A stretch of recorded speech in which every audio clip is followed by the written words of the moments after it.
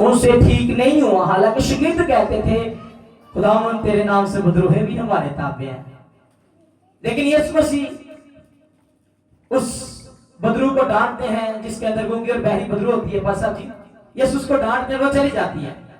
और बाद में शागिर्द यीशु से घर में पूछते हैं मालिक साढ़े को क्यों नहीं निकली, हमसे क्यों नहीं ये बदरू निकली है? वैसे तो तेरे नाम से बदरूहे भी हमारे ताबे हैं, लेकिन हमसे क्यों नहीं निकली? खुदावंद यीशु मसीह वहां पर उनको कहते हैं ये मर्ज किस्म दुआ के बगैर। मैं यहाँ जब इस बात को स्टडी कर रहा था तो खुदा के पागलों ने मुझे इस बारे में बताया कि एक्चुअली यहाँ पर ये जो किस्म बात यीशु मसीह कह रहे हैं दुआ और रोजा के बारे में कह रहे हैं, और दुआ वो जो किस्म दुआ की यीशु मसीह यहाँ पर उनको तालीम दे रहे हैं। किस्म दुआ से बना दिए कि दुआ के तरह बेतरह के असरात हैं। क्या है? दुआ के तरह बेतरह के असरात हैं।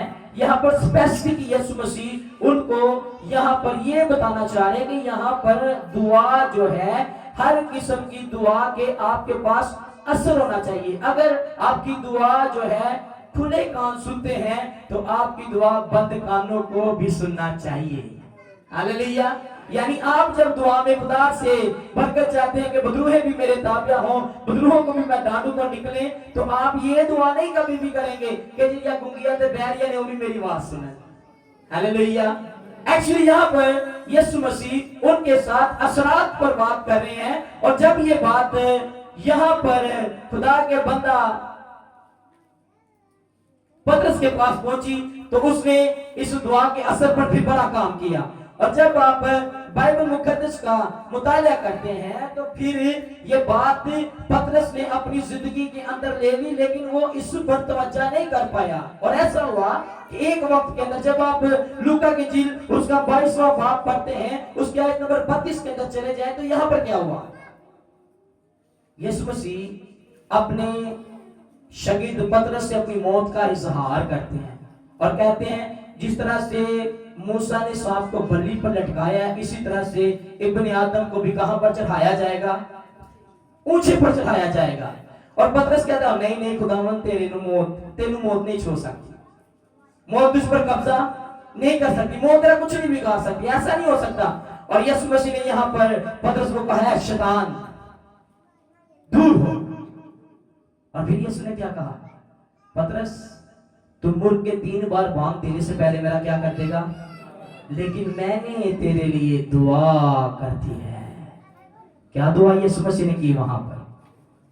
शाबाश। क्या कहा यीशु जी ने? मैंने तेरे लिए दुआ कर दी कि तेरा ईमान जाता। दुआ तो की है, लेकिन असर कब हो रहा है? पॉइंट नंबर 1, दुआ के बाद असर हो रहा है। पतरस ने इनकार कर दिया है मुर्ग के 3 बार बांग देने से, उसने 3 बार इनकार कर दिया है। और उससे यीशु मसीह की फिर वो बात याद आती कि शाफी ने मेरे लिए क्या की है। और जब यीशु मसीह को जो है कत्ल कर दिया गया, यीशु मसीह तीसरे दिन मुर्दों में से जी उठे, तो लिखा है कि सारे 11 के 11 शागिर्द बालाखाना के अंदर ठहरे हुए थे और यीशु मसीह उनके पास पहुंचे और पतरस फिर से वापस रजूल आया। हालेलुया। ये कौन सा असर हो रहा है? शाबाश। कलीसिया मेरे साथ रहना है। कौन सा असर हो रहा है? दुआ के बाद असर यहाँ पर हो रहा है। एक्चुअली यहाँ पर मैं आपको टू द पॉइंट बताना चाहता हूं कि जब हम दुआ करें तो हमारी दुआ की हमें कैपेसिटी का बताना चाहिए, स्टैंडर्ड का बताना चाहिए, मेयार का बताना चाहिए कि साडी दुआ की असर रखती है। ऐसे हमारी दुआएं, मैं जब कलीसियाओं में ये बात करता हूं तो मैं ये कहना साडी दुआ का कोई असर नहीं रखती। साडी दुआ असर रखे तो साडी दुआ जिन्हां आसमान ते ना पहुंचे। आनु पादरी साहब को घर रोज रोज बुलाना पे पास साहब जी दुआ करिया जी, ते पास साहब कहंदे तुसी आप ही ਅਸੀਂ भी करने आ दुआ, पर पास साहब ਤੁਹਾਡੀ दुआ जरा ना तो पादरी साहब ने बच्चे से दुआ करनी है। नो, पादरी साहब इसलिए आपके दरमियान हर रोज मौजूद होते हैं, आप उनको बुलाते हैं क्योंकि उनकी दुआ के अंदर क्या है? साडी दुआ में अंदर ये असर होना चाहिए। हालेलुया। आए इस बात को और मसीह सीखते हैं। दुआ के दौरान असर बाइबल मुकद्दस के अंदर जब आप रसूलों के अमाल उसके बाब नंबर 9 को पढ़ते हैं तो उसकी आयत नंबर 36 से लेकर आयत नंबर 42वीं तक जब आप इसका मुतालिया करते हैं तो यहाँ पर आपको एक और असर नजर आएगा जो दुआ के दौरान असर हो रहा है। अब क्या हुआ, यहाँ पर तबीता नाम एक खातून है जो पतरस रसूल और बाकी शागिर्दों के साथ खिदमत गुजारी का काम करती है। अब वाक्य दरवेश क्या होता है, तबीता मर जाती है। क्यों जी पास साहब जी, ऐसी बात है? तबीता क्या होती है?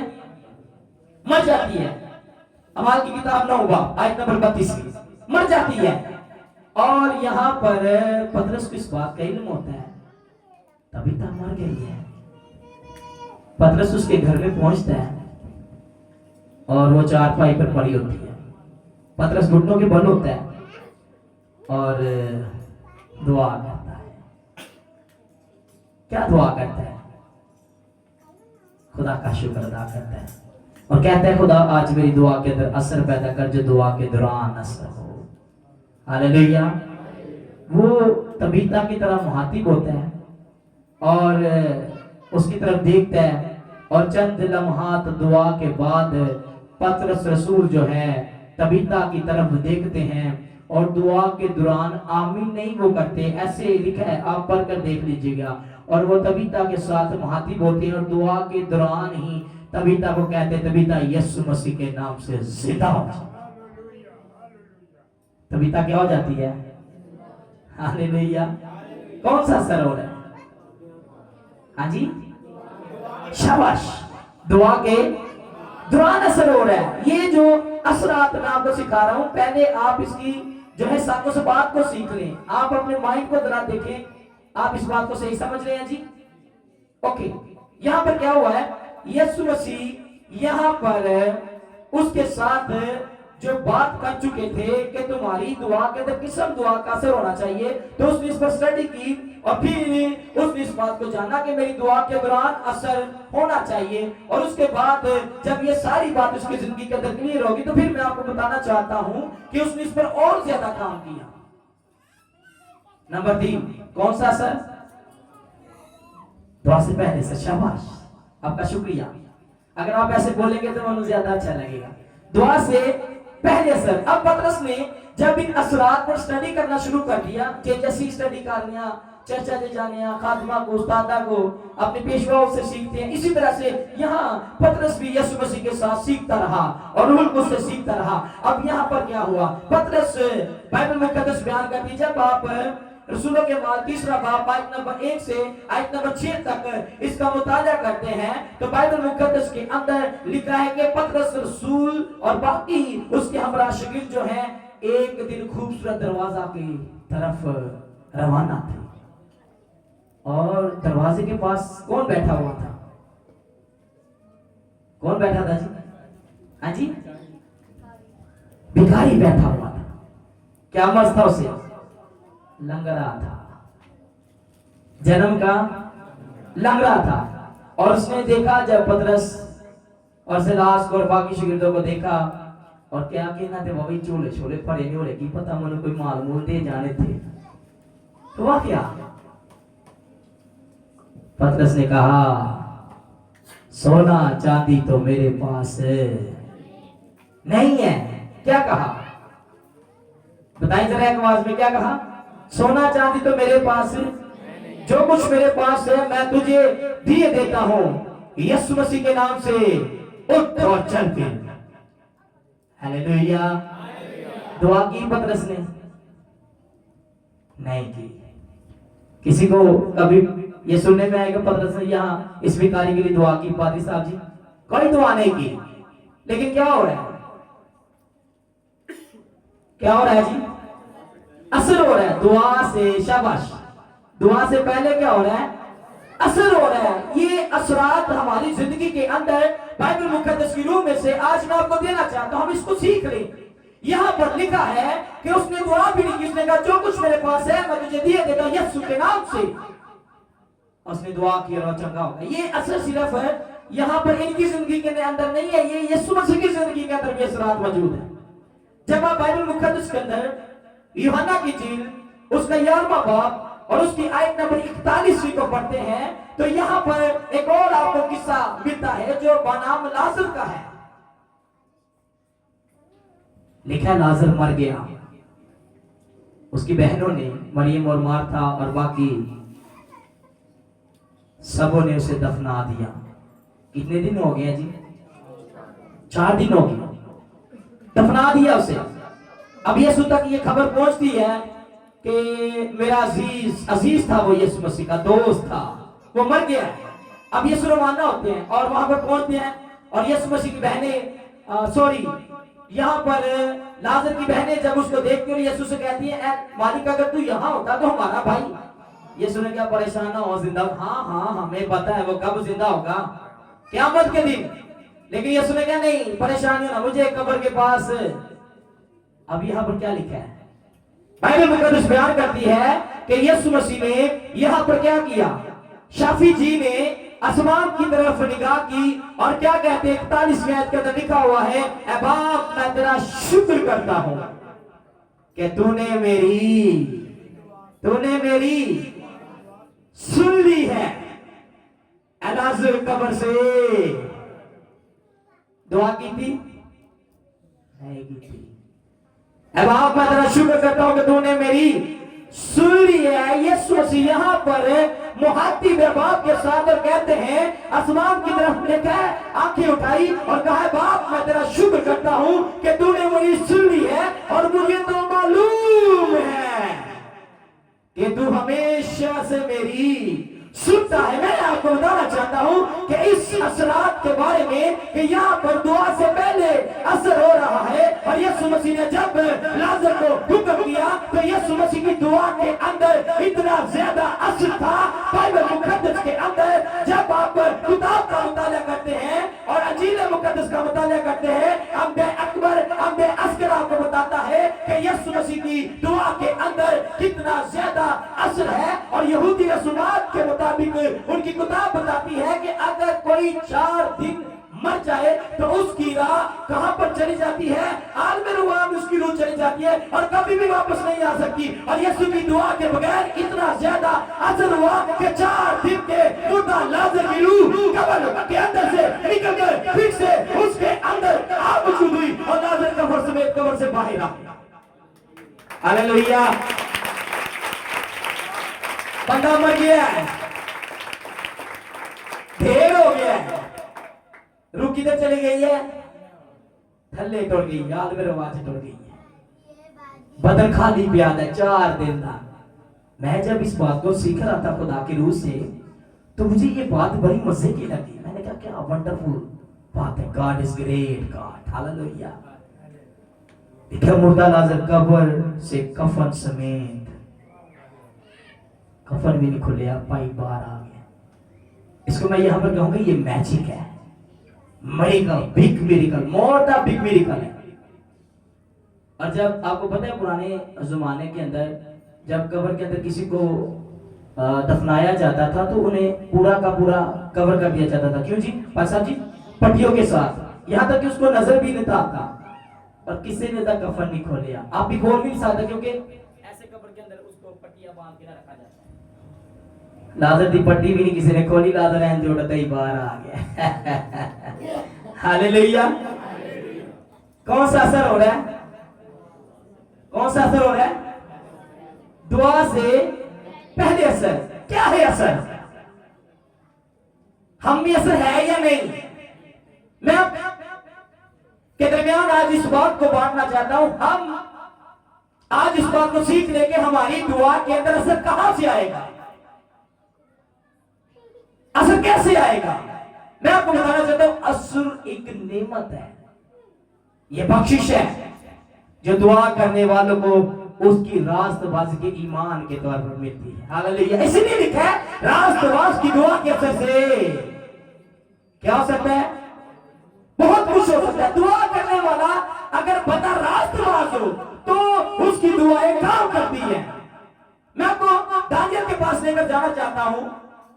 दानियल नबी ऐसा खुदा का बंदा सूरमा हो गुजरा है जो इनमें फकीयात का इल्म रखता है, इलाहों का इल्म रखता है और उसकी जिंदगी के अंदर एक वाक़या वाक्य दरपेश हुआ कि बादशाह ने नविश्ता जारी कर दिया। दानियल उसका 6वां बाब आयत नंबर 10 नविश्ता लिख दिया है कि कोई मेरे अलावा और किसी मबूद की इबादत नहीं करेगा। दानियल को भी कह दिया गया। और दानियल क्या करता है? लिखा वो हस्बे क्या कहते हैं मिसाल बोलिएगा जरा। हस्बे मामूल, हस्बे तबीक दिन में कितनी मरतबा दुआ करता है? 3 मरतबा दुआ करता है। और वो अपनी उसी दिन से दुआ के अंदर खुदा की हुजूरी के अंदर छुपता है। और लिखा है कि जब ये वाक्य दरपेश हुआ तो दानियल ने क्या किया कि उस दिन वो हैकल में नहीं गया, लेकिन वो अपने घर में हैकल की तरफ मुंह कर क्या करता है? दुआ करता है। पास से लोग गुजरते हैं और वो दानियल की आवाज सुनते कहते हैं जाके बादशाह को, दानियल को तो कहा गया था कि तूने दुआ नहीं करनी है, लेकिन उसने बादशाह तूने नविश्ते पर क्या किया हुआ था? दस्तक किया हुआ था, साइन किया हुआ था, कोई और किसी मबूद को नहीं मानेगा, मेरे मबूद तुम बंधन की। लेकिन हुआ क्या? दानियल ने हस्बे ममूर उसी तरह से क्या की। अब बादशाह तक ये बात पहुंची और जब ये बात बादशाह तक पहुंची तो बादशाह ने दानियल को बुलवा लिया गया। सजा क्या थी बना? कोई बताया क्या सजा थी? कहां डाल देना है? शेरों की मान के अंदर डाल देना है, जहां भूखे। यहां पर क्या शेरों की, यहां पर शेरों की कसरत है। हो सकता है 2, 3, 4, 5 या 10 भी हो सकते हैं। लिखा नहीं कि एक शेर से, लिखा शेरों की। कहां पर? और जब कदीम जमाना के अंदर इस तरह से सजाओं को दिया जाता था तो शेरों को कई कई हफ्ते भूखा रखा जाता था। हिस्ट्री बयान करती है, ताकि जब शिकार पर वो अपने झपटे तो 1 सेकंड में उसको खत्म कर दे, फाड़ दे। दानियल की टांगों रहती ना जो 50 शेरा देंगे। अब क्या हुआ? दानियल को पकड़ लिया गया और दानियल को शेरों की मार के डाल दिया गया। और दानियल हस्बे मबूर उसी तरह से अपने खुदा के हुजूर घुटनों के बल होकर दुआ कर रहा है। और जब वो दुआ कर रहा है तो दुआ के दौरान ऐसा हुआ कि वो खुदा की हुजूरी के अंदर उसी तरह से बिना लगा दुआ कर रहा है और कह रहे हैं मेरा खुदा मेरी हिफाजत करने वाला है और मैं खुदा तेरा ही नाम लूंगा, तुझको ही पूछूंगा, तू ही मेरा बचाने और तू ही मेरा छुड़ाने वाला है। और बाइबल मुकद्दस बयान करती है इतनी ही देर में शेर जो है दानियल के करीब पहुंचते हैं और दानियल को आत मारने की कोशिश करते हैं। जैसे ही वो दुआ कर रहा है और शेर उसके करीब पहुंचे हैं तो मैं आपको बताना चाहता हूँ दानियल की दुआ के अंदर ऐसा असर था कि दानियल ने जिंदा खुदा की हजूरी को अपने दरमियान महसूस किया और उसकी दुआ ने उसे आगे और पीछे से घेर दिया। और जब भूखे शेर दानियल के करीब पहुंचे तो खुदा ने भूखे शेरों के मुंह को बंद कर दिया। हालेलुया। किस वजह से? असर की वजह से। हालेलुया। क्या हो रहा है जी? असर हो रहा है। इसी तरह से एक और वाक्य बाइबल मुकद्दस के अंदर मौजूद है, सदरक मिस्र अब्दुल चूका, उनके साथ भी यही मामला दरपेश हुआ। कहा गया कि तूने किसी मबूद को सदरक मिस्र अब्दुल नजू नहीं मानना है।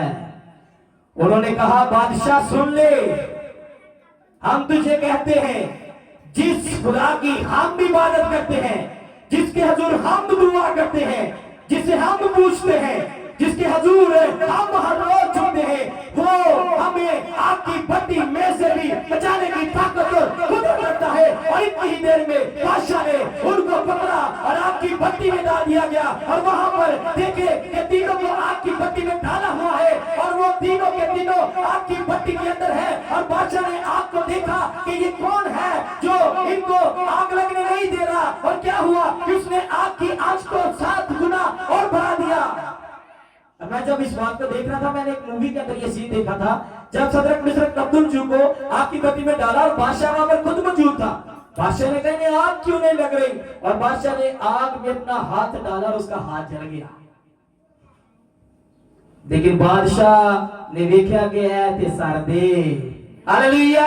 और बादशाह पीछे चला गया और बादशाह ने कहा आग और ज्यादा बढ़ा दो, मुसलसल आग लग रही है, पता नहीं कितने घंटे लग रही है। और उसने देखा होगा 1 घंटा 2 घंटा 3 घंटा कोई बने चला नहीं रहा। और बादशाह का कौन है जिनके दरमियान उतरा हुआ है। और जब बादशाह ने गौर से नजर की तो मैं आपको बताना चाहता हूँ दानियल यहाँ पर जब दुआ कर रहे थे शेर रोक लिए और वहां पर जब सदरक मिस्र अब्दुल वजू दुआ कर रहे थे उसी तरह से वो हस्बे मबूर उसी जगह पर जब उनको आग छू नहीं रही थी तो वो दुआ ही कर रहे थे। और इतनी ही देर में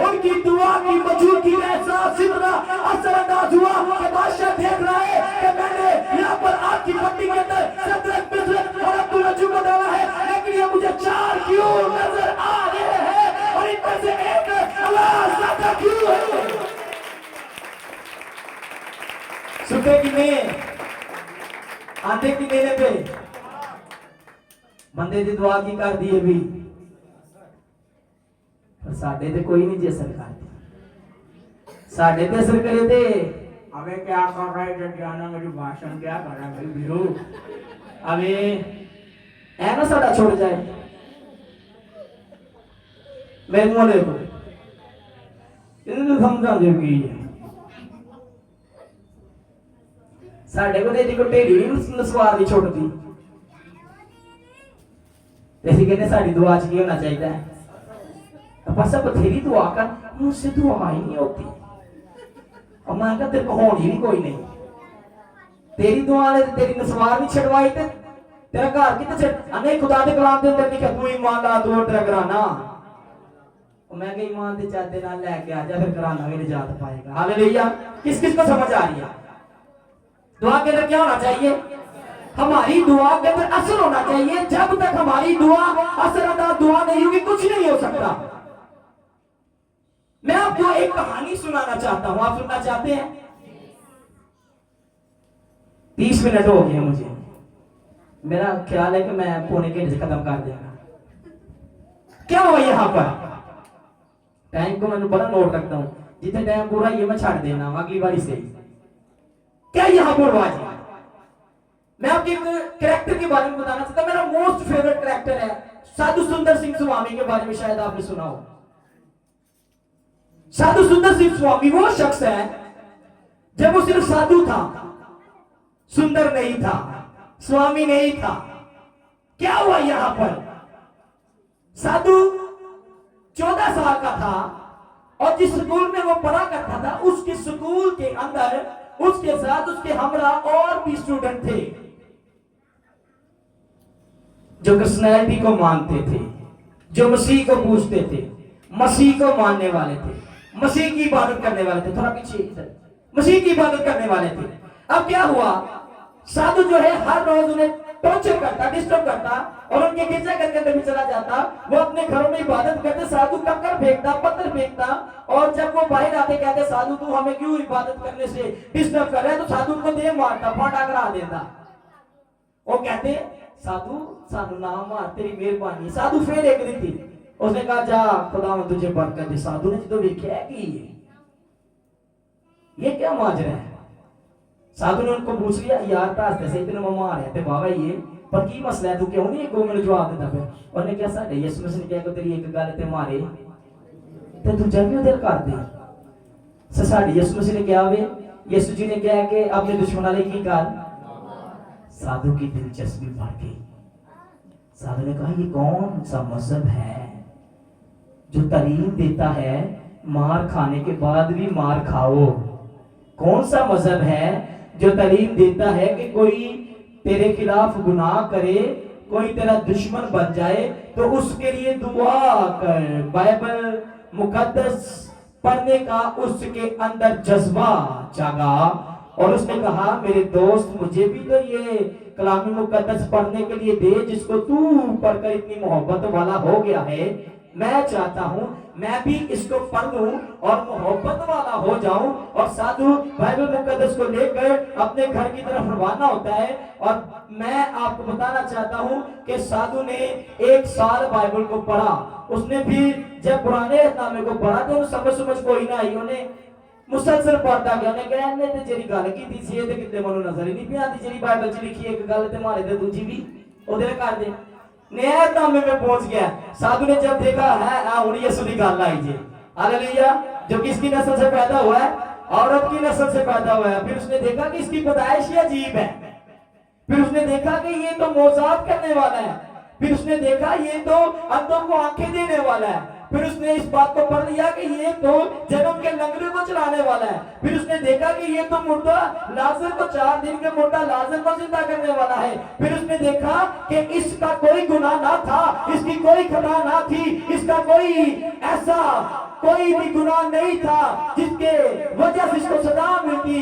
ये तो बेगुनाह है और सारी दुनिया का गुनाह उठा के अपने सर पर रखे हुए है और फिर भी कह रहा है मेरे बाप इनको मुआफ कर क्योंकि ये नहीं जानते कि ये क्या करते हैं ये कौन है और उसने जब उसके पास जाना शुरू किया तो वो इतने में यीशु मसीह का सूरमा बन गया। उसको 20 साल गुजर गए ये करते करते, शिफाएं देते देते, मोजात करते करते। साधु के घर वाले कहने लगे साधु घर वापिस आ।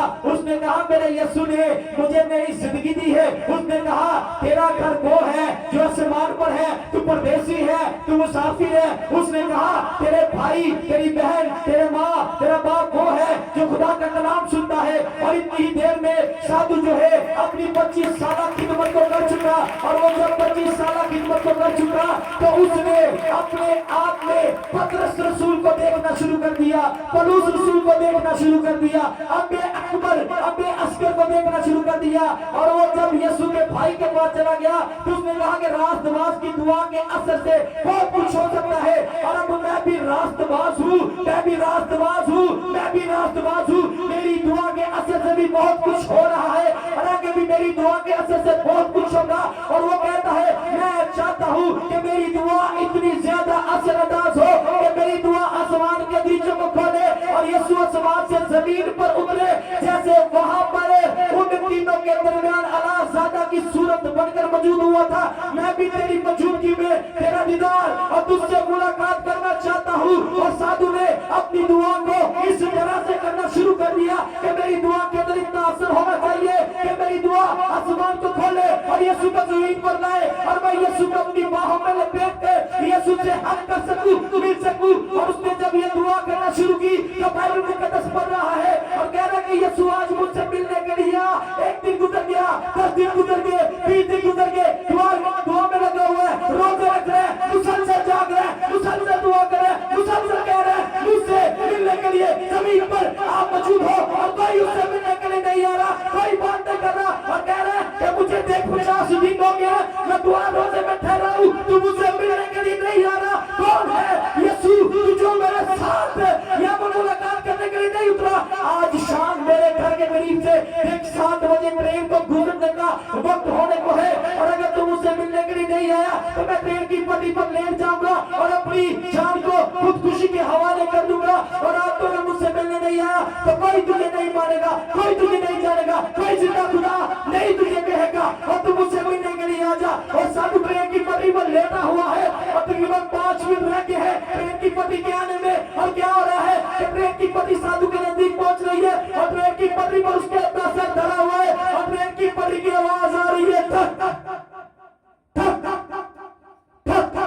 और इतनी देर में साधु की दिल की धड़कन भी ट्रेन की पटरी के साथ जुड़ गई है और उसकी दिल की धड़कन भी करी है ठक ठक ठक ठक ठक। और साधु के करीब ट्रेन की पटरी पे वो अपनी सांसों को अटकाए हुए है और 3 मिनट रह गए हैं और कोई उसकी आवाज सुनने के लिए नहीं आया, कोई मुलाकात नहीं कर रहा। वो कह रहा है कि मेरी दुआ के अंदर असर आए, मेरी दुआ असरअंदाज हो ताकि आज आसमान खुले और यीशु आसमान से जमीन पर आकर मेरे साथ मुलाकात करे। मेरी दुआ असरअंदाज दुआ होनी चाहिए। और ऐसा है कि जब लास्ट सेकंड रह गया है और ट्रेन साधु की आंखों के सामने है और नजर आ रही है और ट्रेन जब साधु ने देखी उसने अपनी आंखें बंद कर एक जुमला कोट किया। उसने कहा रास्तबाज की दुआ के असर से बहुत कुछ हो सकता है। इतनी देर में साधु ऐसे जमीन पर झुका हुआ है और ट्रेन उसके करीब है और इसी दरमियान आसमान के नीचे चीरे जाते हैं और यीशु साधु के पास रोशनी और जलाल और प्रताप में मौजूद होता है। हालेलुया। और साधु को आकर अपने करीब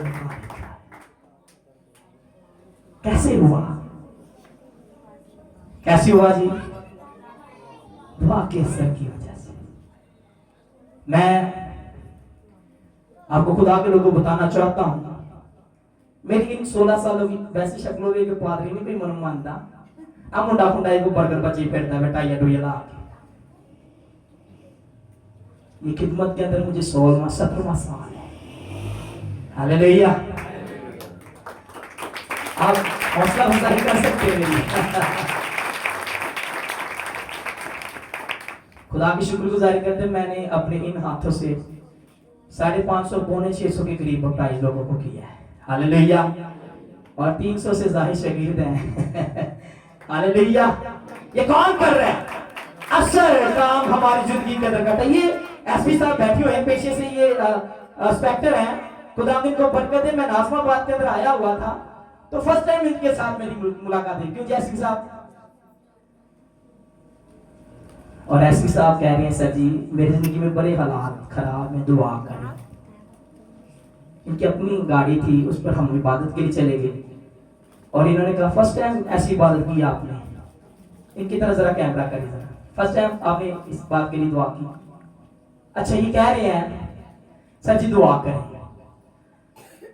तो मैंने कहा आपके लिए दुआ की जाएगी। एक दिन मैं दुआ में इनके लिए बैठा हुआ था, खुदा के पाक उन्होंने मुझे इनके सारे बायोडाटा दे दिया। क्यों जी ऐसी बात है, इनके साथ जो मसला था खुदा ने वो भी बताया।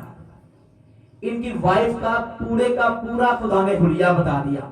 आपकी वाइफ की एज इतनी है, उनकी वेट इसको कद को क्या कहते हैं, उनकी हाइट इतनी है, और हाइट के बाद उनका कलर फेयर है, ऐसा है, और उनके कके कके ब्राउन ब्राउन बाल है।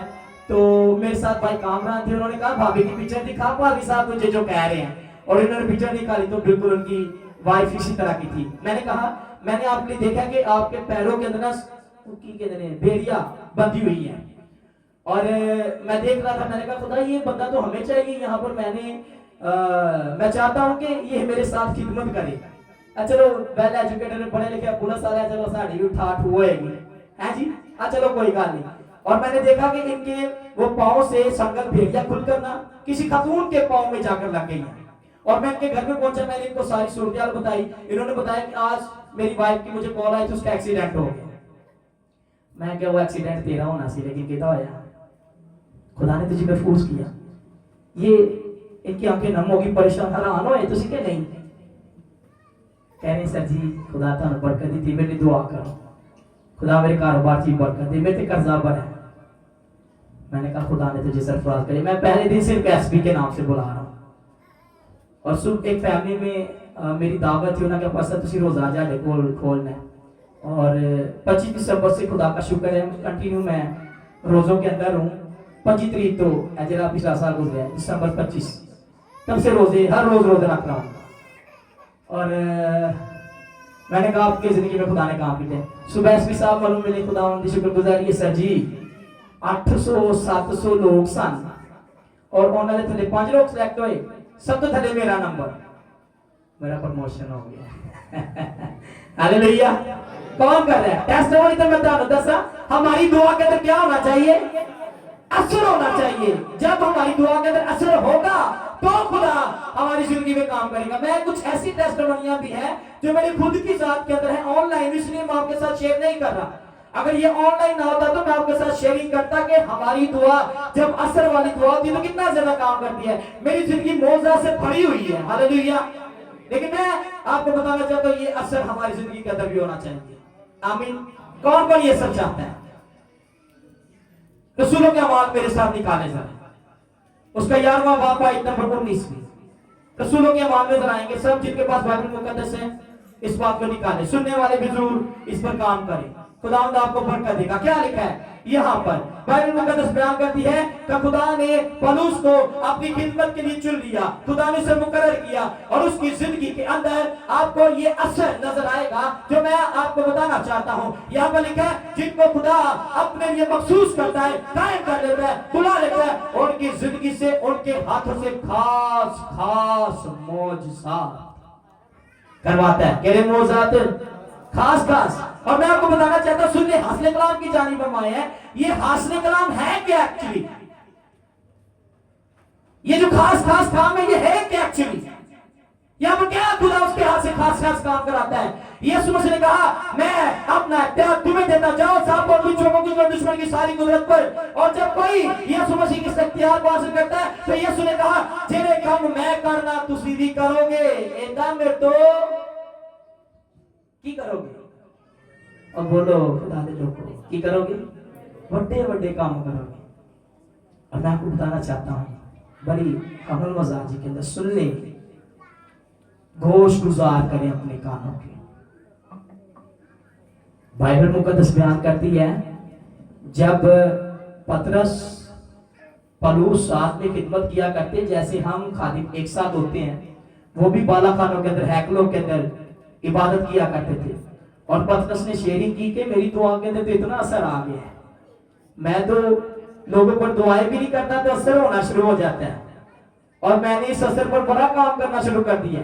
अब बाइबल मुकद्दस बयान करती है कि असर मांगने के लिए पतरस तो लगी है तो छत से उड़ गया। क्यों जी पासा जी?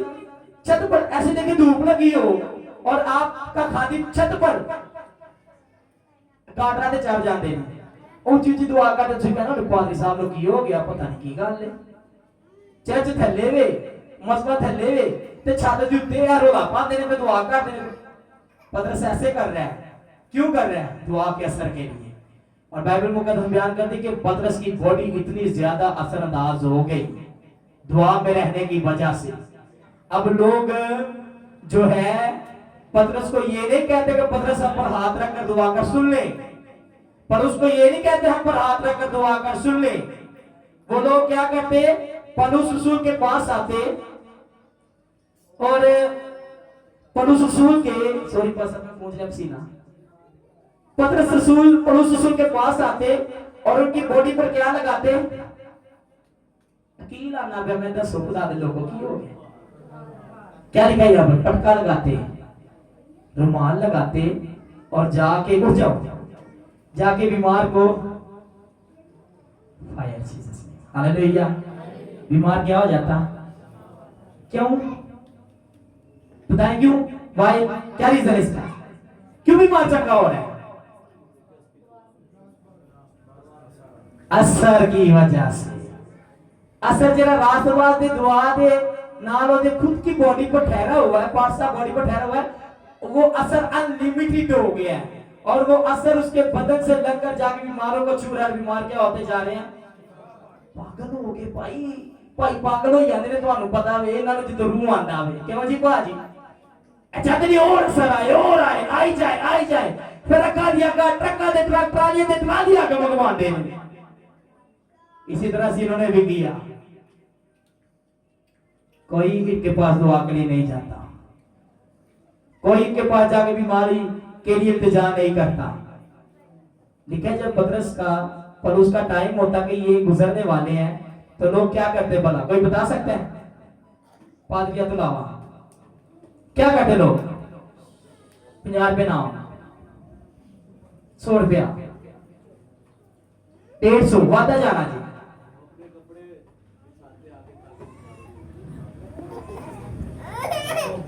देखिए वो बीमारों को लाके ना वो जमीन पर ऐसे लटा देते, हालेलुया। और की हो या फिर देखिए पतरस गुजरता, पौलुस रसूल गुजरता और उनका साया बीमारों पर पड़ता और बीमार चंगे हो जाते, हालेलुया। किसकी वजह से? असर की वजह से। और इस असर पर खुदा का शुक्र अदा करते सर्वेंट ऑफ गॉड मैं यानी मैं इस पर काम कर रहा हूँ और खुदा की शुक्रगुजारी करते हैं। 1 साल से बच्चे ने चुप्पी रहा जैसे दुआ नहीं कर भी ठीक हो जाता, हालेलुया। किसी पर हाथ रखकर दुआ नहीं करता कि वो टच हो, ऐसी लोग बेहील होते हैं अपनी बरकत दे नाल, बीमारी ऐसे ही जाती है, हालेलुया। कौन करता है ऐसे? खुदा करता है। मेरे पास ये टेस्टिमनी मौजूद है, मैं आपको दे सकता हूँ। बाद में तुसी मन पूछ भी सकते हो किसी फिर लग जाता पासम कर लाते बढ़िया मार देता सुहा भला किथे जी, मैंने अपने पास सेव करके रखी होती है, हालेलुया। मैं आपको बताना चाहता हूँ हमारी जिंदगी के अंदर क्या होना चाहिए।